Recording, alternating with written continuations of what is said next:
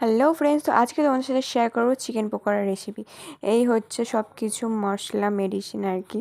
মশলা যে মাখিয়ে নিয়েছি, প্রথমে আদা, রসুন, লঙ্কা গুঁড়ো, হলুদ, মিট মশলা। তো এইগুলো দিয়ে ভালো করে ম্যাগনেট করে নেওয়ার পরে তারপর গরম তেলে, একেবারে ছাঁকা তেলে ভালো করে ভেজে নিতে হবে। দেখো পকোড়াগুলো পুরো ঠিক তালের বড়ার মতো লাগছিল না? ফার্স্টে তো আমারও এরকমই মনে হচ্ছিল। তো বলতে গেলে আমিই ভিডিওটা করছিলাম আর এখানে মা পকোড়াগুলো ভাজছিল।